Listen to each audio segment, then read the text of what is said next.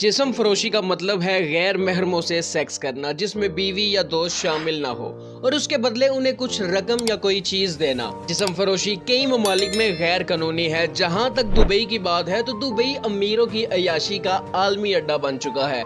यहाँ दुनिया भर से सियाह सिर्फ सेक्स और अय्याशी के लिए ही आते हैं। साफ बात है जहाँ ज्यादा अमीर जमा होंगे वहाँ जिस्म फरोशी का धंधा लाजमी होता है। दुबई के हुक्मरान अमीर ज़ातों की अय्याशी के लिए भरपूर सामान मुहैया करते हैं। आज की वीडियो में हम यही जानेंगे कि दुबई में जिस्म फरोशी का धंधा आखिर होता कैसे है और दुबई के हुक्मरान किस तरह रात की तारीकी में अमीरों की अय्याशी के लिए लड़कियां फराहम करते हैं। वैसे तो दुबई के कानून के मुताबिक जिस्म फरोशी गैर कानूनी है, लेकिन अंदरूनी खाना सब कुछ दुबई के शेखों की मर्जी से ही चलता है। अवामी सतह पर यहाँ जिस्म फरोशी पर कई सजाएं और जुर्माने भी मुकर्रर हैं।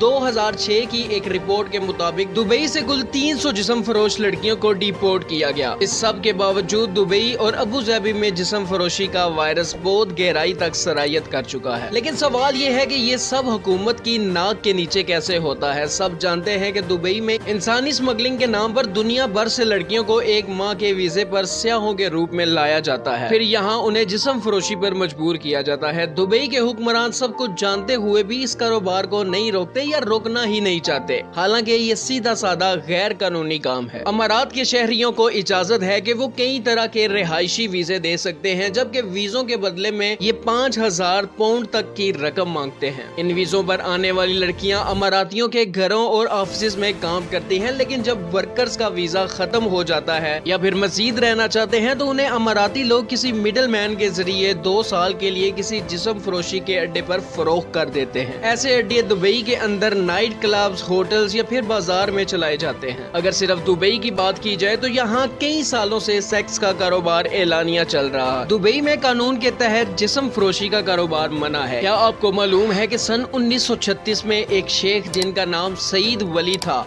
उन्होंने तमाम जिस्म फरोश ख्वातीन को हुक्म दिया था कि या तो आप शादी कर लें या फिर आपको अमारात से डिपोर्ट कर दिया जाएगा। ये शेख अच्छी तरह जानते थे कि तवाइफों के लिए यही बेहतरीन जिंदगी का तरीका है जहां इज्जत के साथ पैसे कमाकर अपने खानदान को पाल सके। कहते हैं कि सन 1950 से 1960 की दहाई में दुबई में 2 ख्वातीन ईरानी लड़कियों का धंधा करती थी। दोनों ने अपने अपने इलाके मुकर्रर कर रखे थे। एक रेड लाइट एरिया में, दूसरी नसर स्क्वायर जिसका नया नाम स्क्वायर है पर अड्डा चलाती थी। दुबई के शेख ने इन दोनों औरतों को मुल्क बदर करने का हुक्म दिया था, लेकिन आज के जदीद दुबई में तो सब कुछ बदल गया है। आज सिर्फ दुबई शहर में ही 30,000 से ज्यादा लड़कियां जिस्म फरोशी करती हैं और इनका तल्लक ज्यादातर गरीब ममालिक से होता है।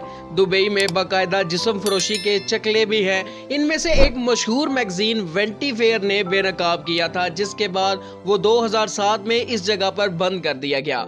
लेकिन फिर वही चकला एक दूसरी जगह पर दोबारा एक नए नाम के साथ खोल दिया गया। अक़वाम मुत्तहिदा की रिपोर्ट के मुताबिक इस अड्डे पर 500 से ज्यादा लड़कियां मौजूद थी। ये लड़कियां ज्यादातर चीन, काज़िकिस्तान, किर्गिस्तान, आज़रबाईजान, ताजिकिस्तान और यहाँ तक के कुछ गैर अरब ममालिक जैसे रूस, बुल्गारिया और ताइवान से भी लाई गई थी और ये सब दुबई के हुक्मरानों की नाक के नीचे हो रहा था। आज दुबई में इंसानी स्मगलिंग एक बहुत बड़ा मसला बन चुकी है। यहाँ चीन और दीगर एशियाई ममालिक के जराइम पेशा गिरोह लड़कियों को लाकर जिस्म फरोशी का धंधा करवाते हैं। आज अमारात सेक्स की आलमी मंडी बन चुका है, इसलिए यहाँ दुनिया भर के बिजनेसमैन और सियाह खींचे चले आते हैं। दुनिया भर से अमीर कबीर बिजनेसमैन अफराद और सियाह दुबई अय्याशी करने आते हैं। यहाँ शुमाली अमेरिका से लेकर यूरोप और अफ्रीका से लेकर एशियाई ममालिक तक के बिजनेसमैन और सियाह रोजाना अय्याशी करने के लिए आते हैं। आज अमारात दुनिया भर में औरतों की स्मगलिंग का आलमी अड्डा बन चुका है। 2007 में अक़वाम मुत्तहिदा ने अमारात को टायर 2 लिस्ट में रखा था, क्योंकि अमारात इंसानी स्मगलिंग रोकने की बुनियादी असूलों पर अमल नहीं करता। यहाँ सन 2016 में सेक्स ट्रैफिकिंग के 22 केस अदालत में लाए गए। यहाँ सेक्स सर्विस के लिए एलानिया वेबसाइट्स और सोशल मीडिया के जरिए इश्तहारात चलाए जाते हैं। ज्यादातर लड़कियाँ वो होती हैं जिन्हें मुख्तलिफ नौकरी के बहाने दुबई लाया जाता है, जैसे होटल की रिसेप्शनिस्ट, ऑफिस सेक्रेटरी को नौकरी या ब्यूटी पार्लर पर काम की ऑफर देकर और फिर यहाँ आते ही उनसे पासपोर्ट छीनकर उन्हें जिस्म फरोशी पर मजबूर किया जाता है। बहुत सी लड़कियों के मुमालिक ने इन्हें कागजात और दीगर पेपर्स तैयार करवा के इस चुंगल से छुड़वाया और अपने मुल्क ले गए। अब तक नेशनल कमेटी 250 से ज्यादा लड़कियों और छोटी बच्चियों को दुबई के सेक्स कारोबार से निकालने में कामयाब हुई है। याद रहे सन 2006 में दुबई ने जिस्म फरोशी की नीम इजाजत देने के लिए कानून में तरमीम भी की है। अगर आपको लगता है कि इस धंधे में सिर्फ ख्वातीन ही काम करती हैं तो आप गलत हैं। हाल ही में दुबई पुलिस ने एक मोरक्कियन शहरी को गिरफ्तार किया है जिसने फेसबुक, ट्विटर, इंस्टाग्राम और स्नैपचैट पर जिस्म फरोशी के इश्तहारात चलाए थे।